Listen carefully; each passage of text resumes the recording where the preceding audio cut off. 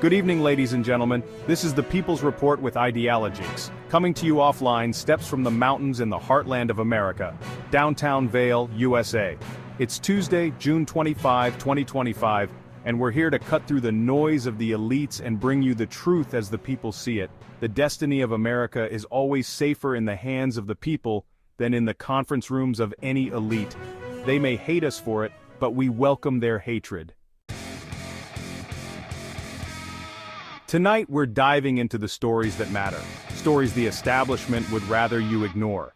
From the Supreme Court's latest power grab to the chaos of Trump's foreign policy, we've got a lot to unpack. So let's get to it. Top story tonight: the Supreme Court just greenlit a policy that's got immigration advocates reeling. In a 6-3 decision, the court ruled the government can deport migrants to countries they've got no connection to, no family, no history, no nothing, and without a real chance to fight it in court. This comes after a February 2025 ruling that already sped up deportations to third countries, leaving folks stranded in places they've never set foot in. A federal judge had said deportees should get at least 15 days to challenge these orders, but the court's conservative majority might as well have said, nah, too much hassle. This is the same court that's been stacking wins for Trump's immigration crackdown, folks. Critics are calling it a violation of due process, not to mention international law.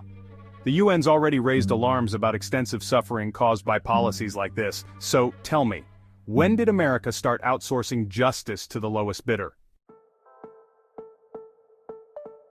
Next up, as covered before, former President Donald Trump's back at it, playing a strong diplomat cosplay like it's a USA reality TV show.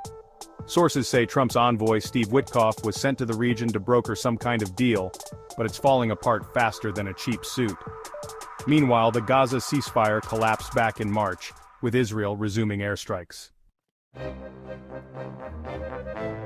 The Gaza Health Ministry says over 52,000 Palestinians have been killed since October 2023, with 1,200 Israelis dead in the same period. Just this week, reports came in of 25 Palestinians killed while waiting for aid in Gaza City. The UN's calling it a humanitarian catastrophe, but the White House? Crickets. Trump's big plan? Hand Gaza over to US control and spend billions upon billions to rebuild it into a grand region. Yeah, as if USA infrastructure isn't suffering, which even his own advisors call a pipe dream. Ever get the feeling you've been cheated, folks? We're covering tonight Leah Litman, law professor and legal scholar, who's been sounding the alarm on the Supreme Court's rightward imbalance. Her new book digs into how the court's conservative majority is running on, quote, grievance, fringe theories, and bad vibes. Aileen, welcome to the People's Report. What are your thoughts on this book?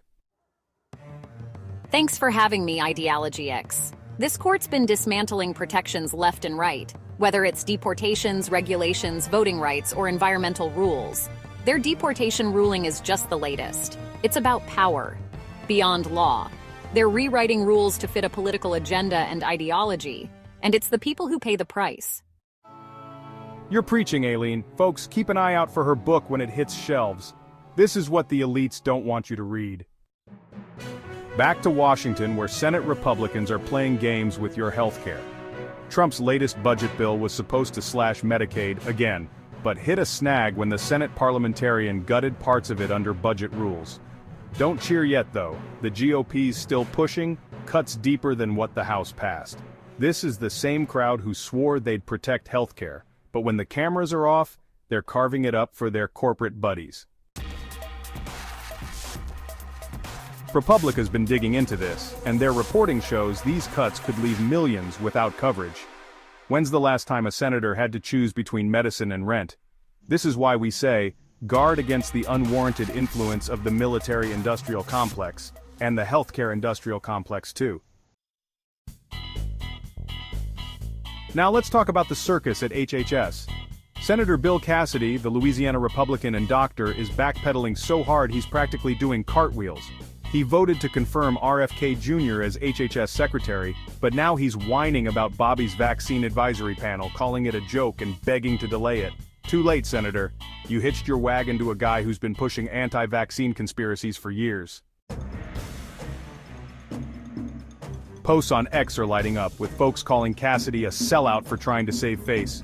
RFK's panel is supposed to review vaccine policies, but scientists are already saying it's a sham. This is what happens when you let fringe voices into the driver's seat, folks. The people deserve better than this clown show. On the economic front, the Federal Reserve's hitting the pause button on interest rates, and guess why? They're waiting to see what Trump does with his tariff tantrum. Economists say these tariffs could jack up prices on everything from groceries to gas, but the Fed's stuck twiddling its thumbs until the dust settles a bit more.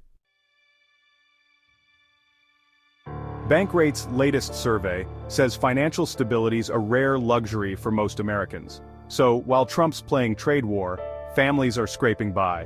When's the last time a Wall Street suit went hungry? This is why the people need to take back control. Finally, it was primary day yesterday in New York City, and the mayoral race was hotter than a subway platform in July. Progressive firebrand Zohran Mamdani's went toe-to-toe with Andrew Cuomo. Yes, that Cuomo, the guy who resigned in disgrace but thinks he's entitled to a comeback. Results showed Mamdani as the winner. Clearly, young educated voters became fed up with establishment insiders. I'm glad they finally got out there to vote. Idealogyx is dropping a full documentary of the events and his movement, and how it links to re-establishing at least some form of humanity back into our lives in this fast-paced digital modern world. Stay tuned for that. Cuomo's got baggage, nursing home scandals, harassment allegations, you name it. Mamdani's rallying the grassroots, demanding housing and health care for all. Some say Cuomo belongs behind bars, not in City Hall. That's all for tonight, folks. From the Supreme Court's overreach to the mess in the Middle East, we're seeing what happens when elites call the shots. But the people's voice is louder, and we're not backing down. This is Idealogyx, signing off from Vail, Colorado. Stay awake, stay informed, and never trust the conference rooms of the elite. Good night.